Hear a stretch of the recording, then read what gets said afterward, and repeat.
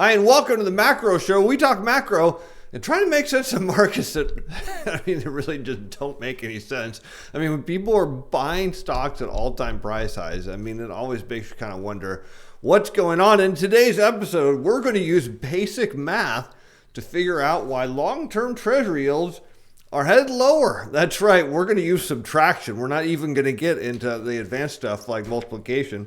We're going to look at the fastest growing part of the bank's balance sheet. No, it's not lending. Why stocks are rising. Well, maybe I should rephrase it. Who's buying stocks? I have no idea why they are, but we'll find out who. And last, what the economic data says about the economy. Actually, that's not last. We're going to do that first. Let's take a look going back now to Wednesday evening. South Korea export price index in October went from minus 5.9 to minus 6.4. So if you're looking for inflation in the United States, you'll find it when the export prices of a exporting nation such as South Korea are rising. Well, they went down to minus 6.4%. So they're exporting deflation. Even worse, they're importing inflation. They're importing deflation, not import. They're importing inflation because their import prices went down from minus 11.3 to minus 11.6, which suggests massive deflationary pressures on the global economy. Let's move on to Japan. Now, I normally don't worry about core machinery orders. If this is something you look at, it's very, very volatile, but I'm more interested in the producer price index. So this is the prices coming out of the factory. So, raw materials go in one end, and then finished goods come out the other. And those prices, again, if we're looking for inflation or reflation, we want to see this number go up and be positive, and it went from minus 0.8 to minus 2.1. Again, more deflation coming out of Japan. And the problem with Japan is this time last year, they were headed into a recession, and they haven't had any recovery, which is a challenge. How about let's move into the Thursday data and take a look at what's going on in Great Britain. In September, their construction output improved slightly from minus 12 to minus 10% from this time last year. So we're supposed to be in a recovery. The economies around the world are supposed to be reopening. And in the United Kingdom, their construction output is running minus 10% from this time last year. How about industrial production in September? Really no change from minus 6.4 to minus 6.3% in September. So you look at Great Britain and you're seeing, well, there's no reflation there. How about manufacturing production? Same story as industrial production, slight improvement from minus 8.3 to minus 7.9% from this time last year in September. So if we're looking for reflation, we're still not really seeing it there. How about in the German CPI index? Maybe there's inflation in Germany. The answer is no. It was at minus 0.2 and it's still at minus 0.2 in October. Their high CPI came in at minus 0.5, unchanged for October. Again, no signs of inflation or reflation there. So what we're looking for is this narrative that higher interest rates are coming, the global economy is coming back? Well, we're not seeing it so far. How about the Eurozone industrial production on a year-over-year basis went from minus 6.7 to minus 6.8 in September. Again, no signs of reflation there. Let's continue into the Thursday data. Now, before we get to the consumer price index, let's talk about the initial jobless claims, which have dropped now to their lowest level since the pandemic at 709,000 jobs or unemployment claims filed last week. Now, something that's important to understand is in a normal economy. So what is normal, which we're far from right now, is around 200,000 jobs a week of unemployment claims. That's normal. Even at minus 700,000, we're way, way too high. And what's happening in different states and in different counties around the country? Case counts are bullish. Right there. Whoo! And what is that going to mean to the unemployment numbers? Well, they're probably going up as more jobs are going to be lost or people are going to send home. So it's likely going into the winter months or the fall and the winter months that we're going to see further rise in unemployment claims, and that's not really good for the economy. Let's go look at the Department of Labor, and I think this is really the most interesting data point because it shows all forms of claims, and that's what I'm really interested in. We can see initial claims went down 48,000, which is fantastic. But how about pandemic claims? Well, if we get under here, unemployment assistance, they went up. Emergency pandemic assistance went up. That means people are leaving the state system and going on the federal system, and more of them are there. They're not leaving that system. So state claims are falling, federal claims are rising, but the net result is we went from 21.5 million Americans on unemployment benefits to 21.2. Still high. So when you hear people talk about, well, inflation is coming and interest rates can only go up. Well, and banks are going to lend. Really? With 21.3 million Americans on unemployment, banks are going to want to go lend? You remember, what is a bank's ultimate goal? Get their money back. You feel real confident with that many people on unemployment line?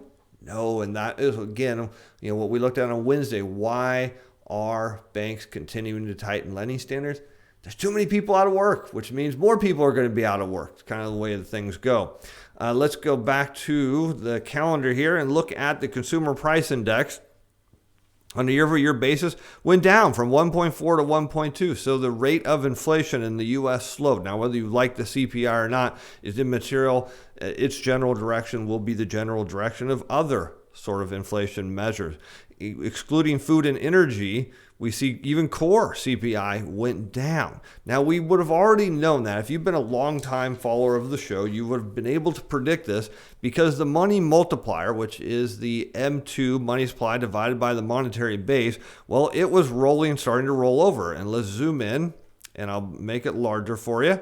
And we saw the money multiplier starting to roll over and head down. And lo and behold, hey, the consumer price index went down with it. And why is that? Because the money multiplier tells us if inflation is likely to come when it's rising. It doesn't mean it will, but it suggests that it can. But when it's falling, it means disinflation or deflation. So we already knew this in advance before the CPI came out.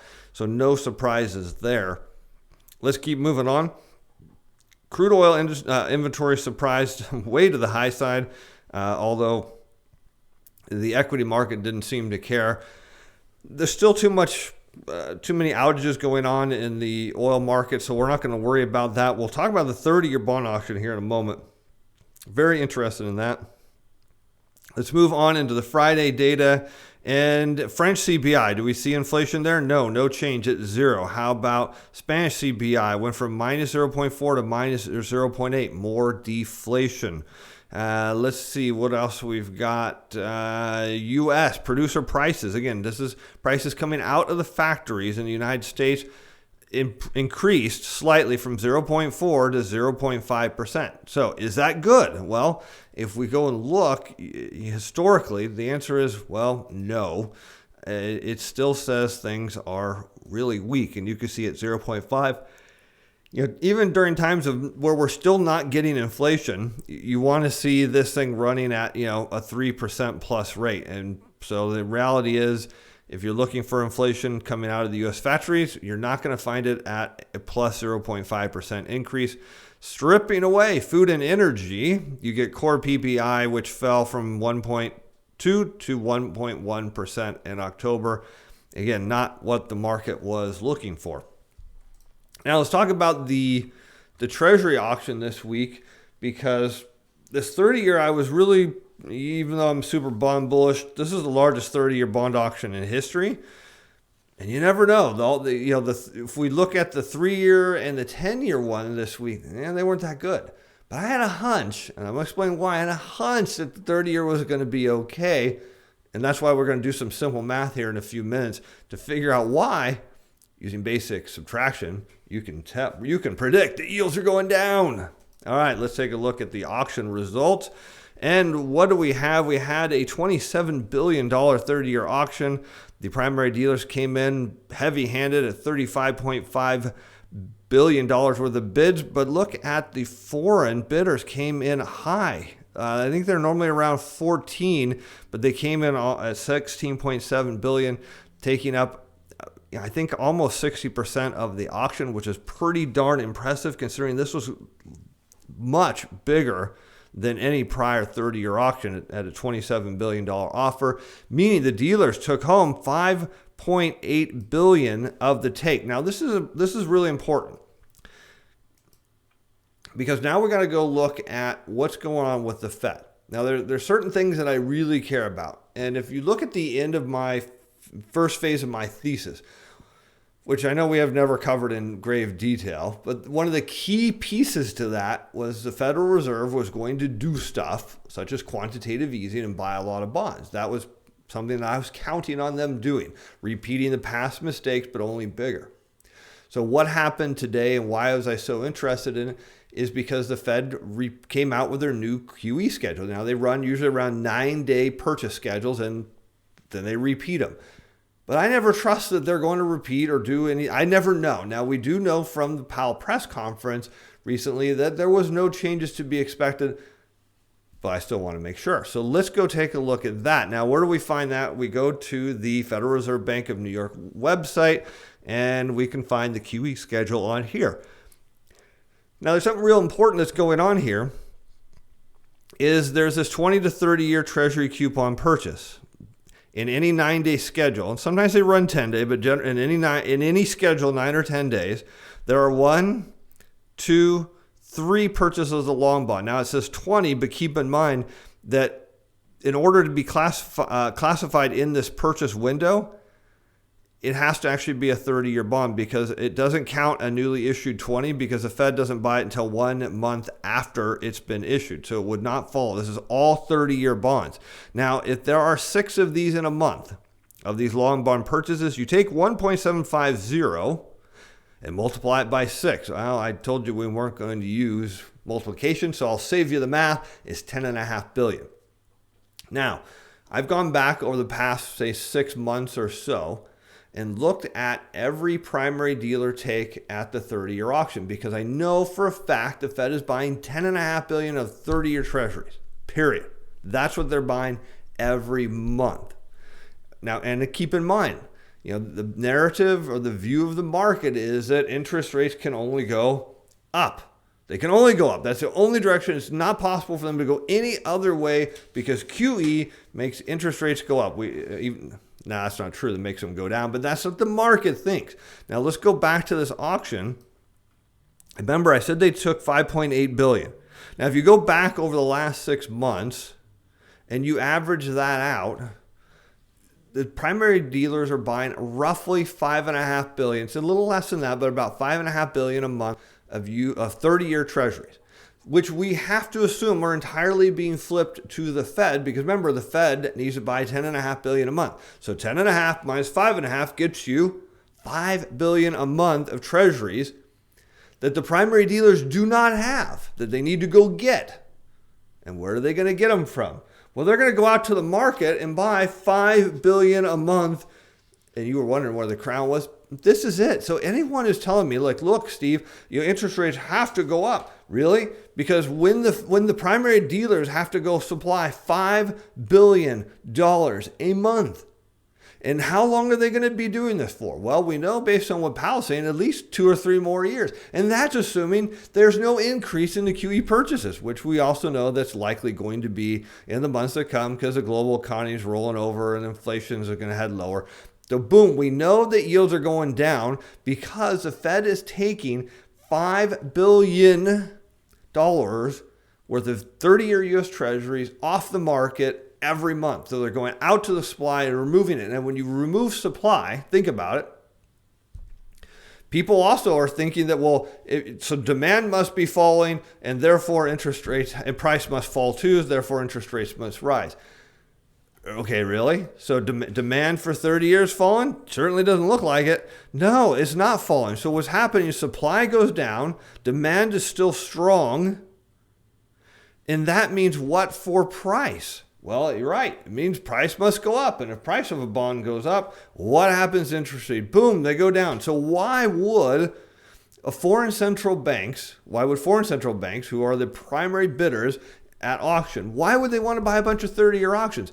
Probably because they can do basic subtraction as well. And they know that if they buy these things, the value of them is only likely to go up because the Fed's yanking $5 billion of supply out of the market every month.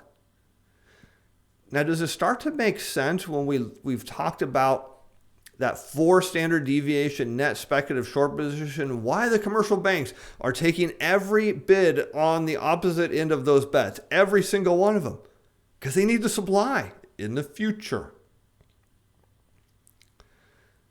You know, it's tough being the bond king when all you have to do is basic, simple math to know the Fed is picking up or removing $5 billion supply of something that you own every month. That's going to make the value of what you own go up. You can take all the noise away, all the other data that I show you every week, and just set that all aside and just say $5 billion supply is going away. And people think price is going down? Yep, I'll have the last laugh on that. Let's go and look at who's buying stocks. Well, stock funds attracted a record amount in a busy week. Equity funds added $44.5 billion in the week through November 11th, dominated by inflows to the U.S. of $32.5 billion. Woo, that's pretty wild. And yes, this is my last free article, Bloomberg. And no, I'm not subscribing. But let's go and look at the M2 because we already knew this. The institutional money funds, it's been flowing down. So this is your money markets and your 401k, brokerage account, IRAs. It's been decreasing, and we can click and look at a chart. And sure enough, we can see, wow, it's decreasing. And why is it decreasing? Because people are buying stocks. And now what we know is they're buying stocks at the all-time price high. And that's pretty wild with what's going on in the economy. When you look at the economic data and then you're kind of like, wow, people are crazy to be buying stocks at this level, but they sure are. Let's look at why we're here at the M2. Savings deposits went up very slightly and demand deposits went up a bit, but the growth rate of the M2, as we will soon see, is slowing. All right, now let's move on to my favorite part of the Friday show, the H.8 data.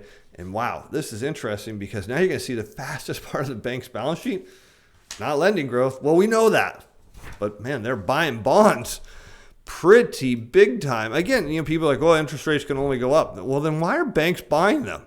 I mean, if banks wanted interest rates to go up, don't you think they would sell bonds? I mean, buying bonds means rates go down. So how about securities and bank credit up $62.5 billion, week ending November 4th? What? That is crazy.